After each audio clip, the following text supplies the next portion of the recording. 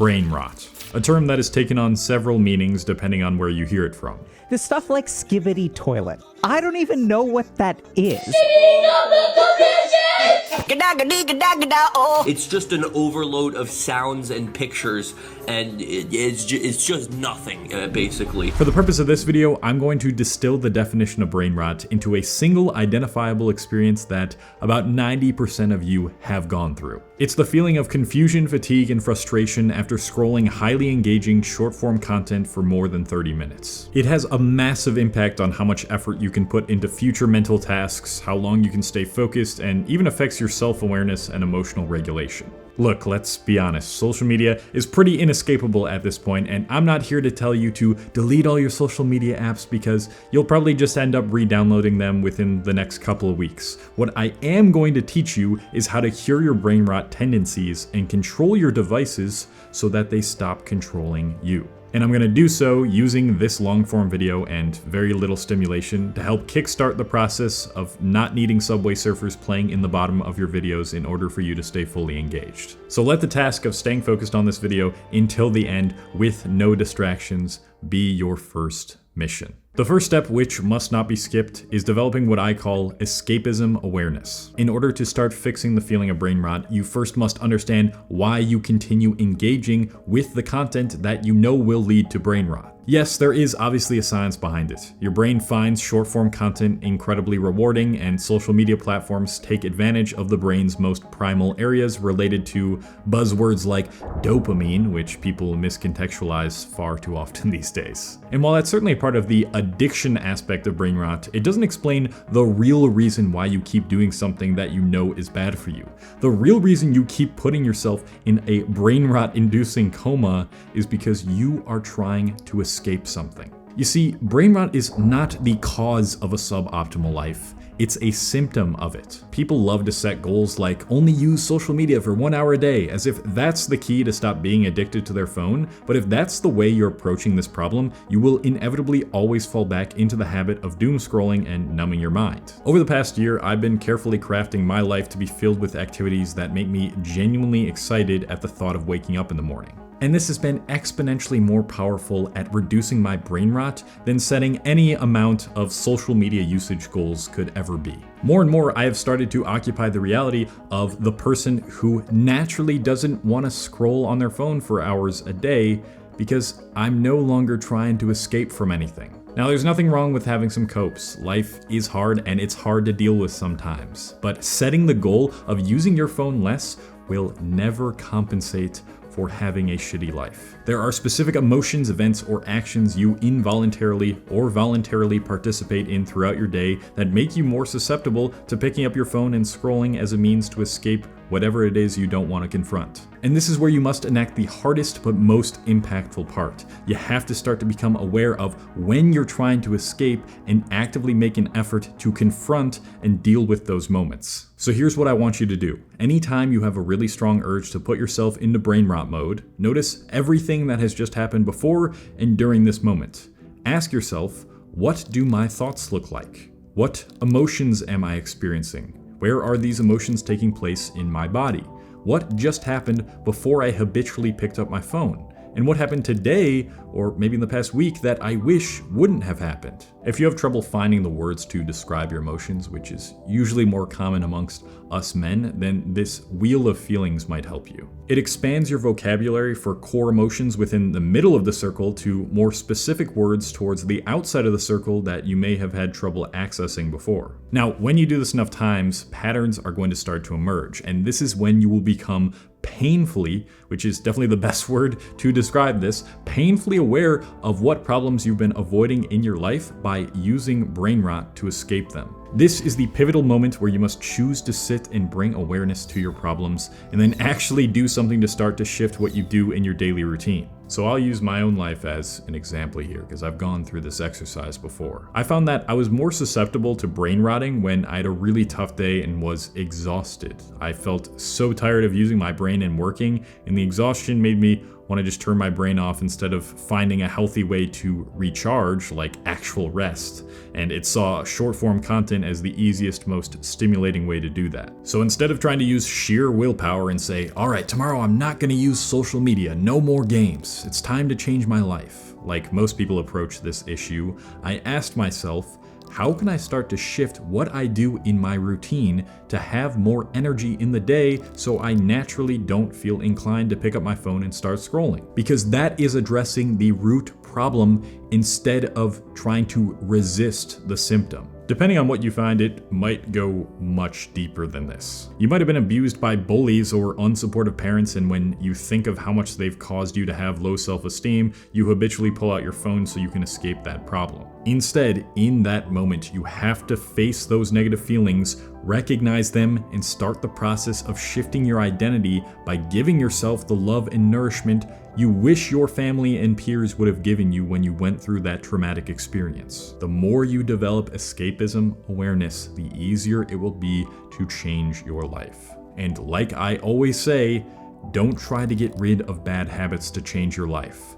Change your life, and life will naturally get rid of your bad habits. Because nobody I know who genuinely loves their existence enjoys scrolling on their phone, eating junk food, and being lazy all day. So now that you become aware of the fact that you're using brain rot as a form of escapism, the question is, how do you start to fill the time that you usually spent brain rotting? Well, that's where step 2 comes in, cognitively challenging skills. There's a form of escapism that I purposefully left out of the last step because it ties into this step more. Upon going through the escapism awareness exercise in my own life, I also found that I tend to pull out my phone and start scrolling right before I'm about to write the scripts of these YouTube videos. Why? Because I was trying to escape hard work that had some resistance behind it, and that's another important distinction to make. Sometimes you will try to escape things that you might genuinely enjoy because they actually require you to use your brain and focus for a set amount of hours, and this will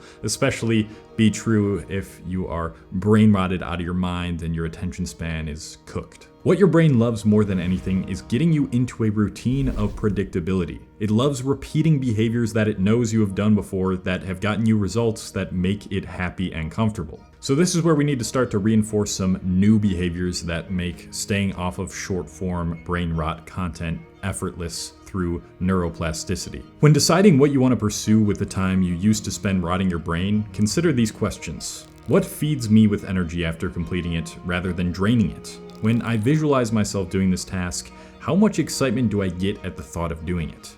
Is this thing still difficult enough to be a challenge on my attention span despite being enjoyable? What would I do if I knew I couldn't fail? And perhaps the most important question to ask, especially in regards to finding your thing, what is something that when other people try to do, they find mind-numbingly boring and excessively hard, but I find intriguing and enjoyable? If you're having trouble answering these questions, it's likely you haven't done enough life exploration yet, because a necessary prerequisite to understanding who you are and how you want to spend your time creating and giving to the world is understanding who you aren't and what you don't like. Start experimenting with different hobbies that don't produce immediately gratifying rewards. Reading, yoga, weightlifting, writing, running, rock climbing. There's something out there that will take a lot of time until you eventually reap rewards from it that will simultaneously train your brain to not need as much stimulation in order to feel satisfied.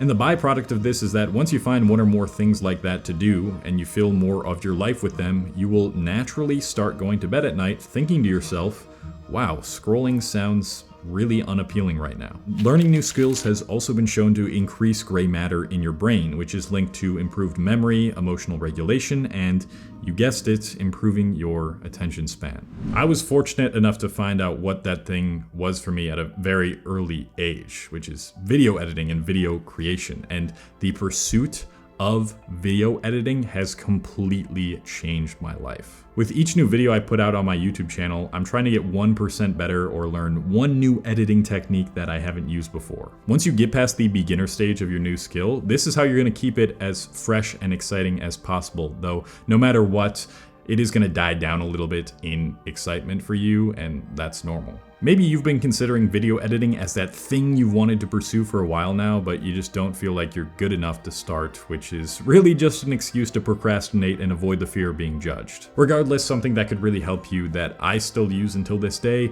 is the sponsor of today's video, Motion Array. Motion Array is a marketplace with tons of video assets like templates, stock footage, photos, music, and sound effects. I actually already used Motion Array to create a couple of really cool effects in this video that you've already watched, and it really helps me experiment with new ways of video editing to keep it fun and novel. All you have to do is download the asset, drag and drop it into your timeline, and you have a beautiful graphic or transition that probably would have taken you hours to make had you tried to do it from scratch. It's membership based, meaning you can sign up for a month or a year and get access to absolutely everything they have to offer, but you can try it for free too. I understand that video editing can seem incredibly overwhelming, but the hardest part of any endeavor, trust me, is just starting, and Motion Array will help you start creating great videos. So if you're interested in taking video editing seriously, you can click the first link in my description and you will get $50 off Motion Array. Now the next step, which has been massive for reducing my need to rot my brain, is doing normal things without the stimulation add-on, or in other words, incorporating more silence and stillness into my daily routine. There's no doubt a plethora of benefits from listening to things like music. It can help improve your mood, your memory, and it of course releases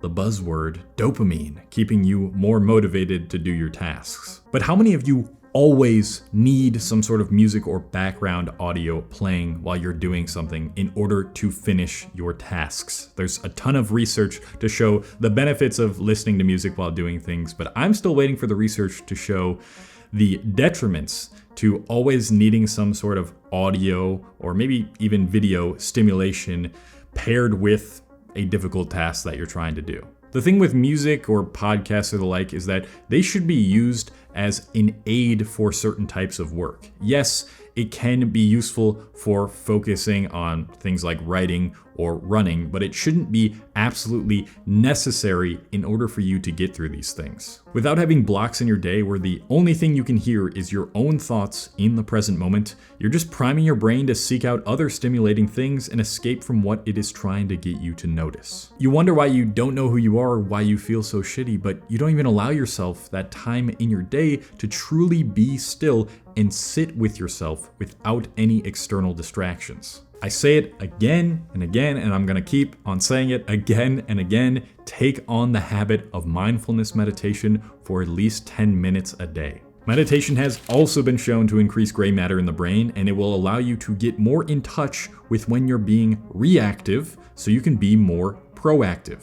So let me explain what I mean by this. When you habitually pull out your phone to scroll, this is a very reactive type of behavior. It is done without you even realizing it or taking a second to reflect on whether you actually want to do this thing or not. Well, the more you incorporate mini meditations into your daily routine, and that can be through actually sitting down and shutting your eyes like most people do it, or through walking without music, or engaging in your daily tasks without multitasking, the more you will be able to stop yourself when you are about to escape into brain rot. And in that moment, when you feel the urge to escape, you can say, I know what my brain's trying to do here, and I'm going to choose to establish emotional control and stop myself from doing this. I mean, really, truly, fully engage with just one thing at a time with no distractions. When you're doing the dishes, feel the weight of each dish and the water pouring over your hands, and listen to the sounds of the sponge rubbing against them. Most of us are never truly here anymore. We are doing one thing while our mind is in a completely different reality because we're trying to juggle another thing. If you work out consistently, which I really hope you do, then try working out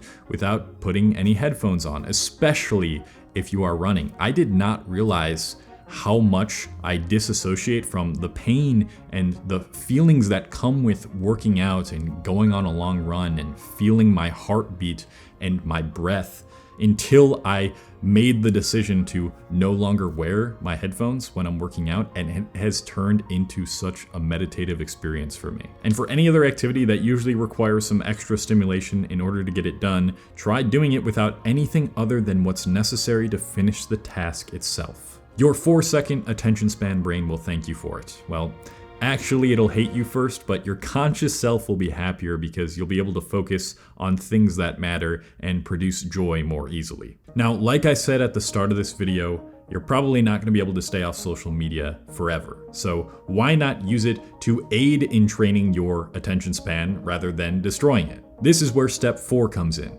an algorithm detox. Social media platforms are designed to continue feeding you content that you've been engaging with the most. It gathers a bunch of different factors based on the video's length versus how long you decided to watch it, the topic, whether you commented, liked, shared, etc. And when you know this, you can purposefully curate your algorithm to give you videos that add to your life and stimulate your brain to think critically rather than have it turn off and go into brain rot mode. To do this is very simple. Think of categories of thought which require you to focus on what is being said, or in other words, require you to listen attentively in order to learn, kind of like this video. That means stuff like philosophy, psychology, history, self-improvement, or honestly, anything you're interested in where you get to learn something new. Personally, I'm a big fan of video game history myself. Then, every time your algorithm presents this sort of long-form content, make sure to click on it, like it, and watch it until the end to get recommended more of it. But if you find yourself going back to short-form content every once in a while, here's what I suggest. On sites like TikTok or Instagram Reels, you can find these creators that have entire pages dedicated to helping you stop scrolling, and I'll leave a few creators I like on screen right now. Go to their page and go through a few of their posts and watch them all the way through, like and save the video. And then you should start seeing more videos that help break your brain's tendency to turn off and not be activated, as it is when you're consuming short-form content. Remember, our brains are masters of falling into patterns. If you feed it the right things more consistently, it will naturally want to continue doing them in the future until it becomes a part of your identity. And when these things are part of your identity, doing positive things that induce growth will be more natural and more enjoyable than brain rotting. And step number 5 to curing your brain rotten mind is to have challenging, open-minded conversations that require critical thinking. Being able to accurately put into words how you're feeling and express your ideas to others is intimately intertwined with brain rot, and I'll tell you why. Remember when I talked about those primal brain areas earlier in the video? Well, there's actually a specific part which handles most of your emotional processing, the amygdala. This is the part of your brain which receives information from the outside world first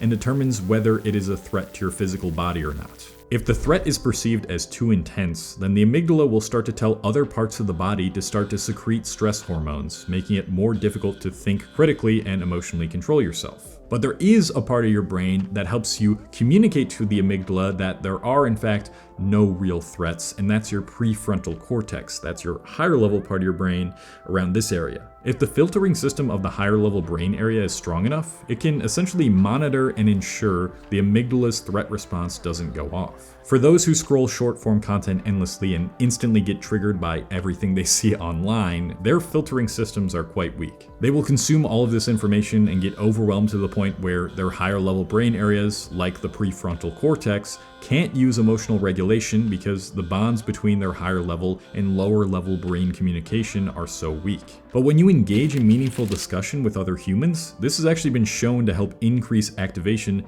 in the higher level brain areas related to that communication. And therefore, when you do this more, you're not only going to become better at regulating your emotions overall, but you'll also have an easier time stopping yourself from getting into brain rot mode and scrolling mindlessly for no reason. Because that is an act that one partakes in when their amygdala is trying to feel safe and comfortable by soothing itself in this useless, vapid content. It's basically your monkey brain taking over. I'm not sure what you happen to have around you in real life. Perhaps the opportunity for a book club or some sort of extracurricular activity that requires you to speak on your college campus, or some friends who really like having deep conversations, but make an active effort to coordinate things like this more. For example, in my self-mastery community, which is linked in the description if you want to join, we meet in a video call every week to discuss topics on things related to stuff like self-improvement, psychology, and philosophy. It always requires me to think about my unique perspective in life and how it relates to other people's unique perspectives in the call, on a certain topic. And it's such a great exercise in open-mindedness, which is one of the keys to curing brain rot. When you're forced to consider other people's viewpoints and not be reactive just because someone may have different beliefs or ideals than you, or in other words, when someone challenges your ego, you have no other choice than to activate and train your higher level brain areas to be used more in order to remain emotionally regulated. Your brain is like a muscle, and depending on which areas you train the most, the more those areas are going to be developed. And speaking with other people on topics you don't understand or think you understand, but other people can bring something new to them, is one of the greatest ways to become a higher level thinker and a master of understanding your emotions. So since you lasted this long in the video, which I do applaud you for because I'm guessing around 30% of the people who clicked on this video lasted this long, I want to give you one last bonus tip, and that is to simply go easy on yourself. Even though I know all of this, I still sometimes scroll mindlessly on social media. I still want to shut my brain off and not face my work. I still have things that I don't want to confront, and that's okay. What's often more detrimental than doom scrolling your brain into the ground without any awareness or change in the behavior is knowing how bad it is for you, doing it, and then beating yourself up over the fact that you engaged in the activity. Because all that's gonna do is make your self-esteem stay low, which will then make you escape more, which will then cause you to engage in brain rot more. Ironically, the very thing you think you need to do to get yourself to stop for good, being hard on yourself, will be the very thing that keeps you addicted to escapism. Do not try to escape your emotions. Emotions are medicine for the mind. They are there for a reason, and they are trying to tell you something. When speaking about trauma, physician and author Dr. Gabor Mate said this: trauma, again, is not what happened to you. It's what happened inside you as a result of what happened to you. And that's the good news. Because if trauma was what happened to you, that somebody sexually abused you, or that your parents died in a war, if that was the trauma, there's nothing you can do to change that. That happened. It was never not going to have happened. But if the trauma is the wound that you incurred inwardly, you can heal that wound at any time. You might not think this pertains to the topic of this video, but it does. There are parts of you or your reality that you're unwilling to accept, and you might think this world is so cruel for what it's done to you, but you need to start to recognize your emotions and what they're trying to tell you.